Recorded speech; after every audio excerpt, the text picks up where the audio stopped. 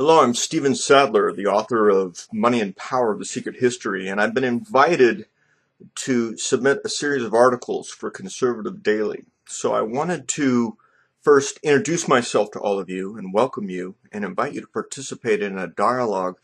I also wanted to introduce all the YouTube members and other people that have read my book and follow my posts to check out conservative-daily.com as opposed to Conservative Daily News. And look at what they have to share. Together, the part and the point of us coming together is to bring information that will inform the citizenry so we can take action steps that can actually make a difference.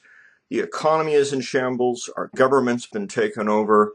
The American people have to wake up. We've become sheeple, like sheep, just listening to whatever we hear on the news and taking it for granted that they're informing us when in fact they aren't. There's a lot of misinformation and disinformation that is obscuring what is really happening behind the drapes, behind the veil of secrecy in the closed room sessions. We're not really told all that's going on, and that's what my book, Money and Power, The Secret History, is basically a guidebook for, and that's what these series of articles that I'm going to have posted in Conservative Daily are meant to provide, and that is the insight into what's really going on. I'm going back to the founding of our nation and what Franklin, Jefferson, Madison, the founding fathers actually put forth as the principles that made our country strong, made it a marvel of the world. There were certain economic ideas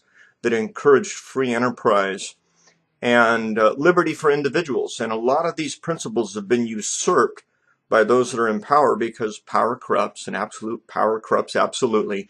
But we don't see that. Most people don't really see what's going on behind the scenes. So what we're going to be doing is removing the veil of secrecy and disclosing what's really going on.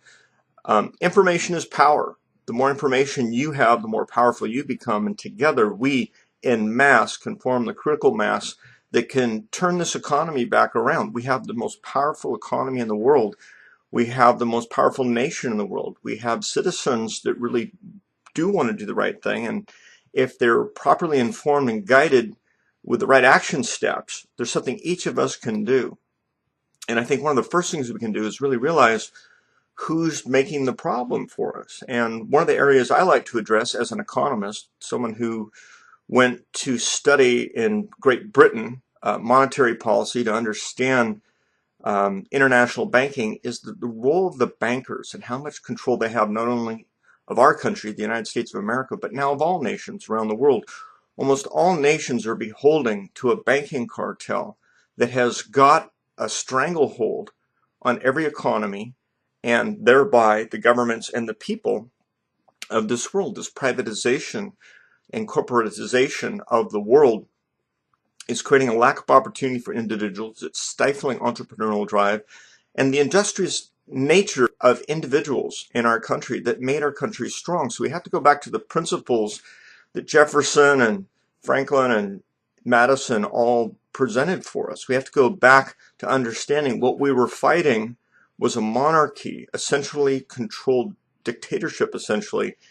And essentially now what we have is a form of corporate monarchy that has taken over. It's really not a matter of liberals versus conservatives and vice versa. It's a matter, they're two hands of the same puppeteer, and those are the people in charge. So we need to learn to discriminate mentally, to think critically, to question what we've been told, including what I'm telling you, by the way.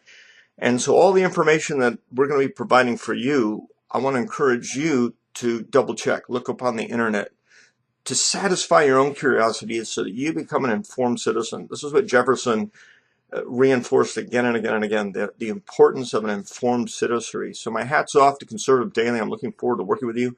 I'm looking forward to connecting with each of you and inspiring you so that we together can make a difference. May the whole world live in peace. And God bless America.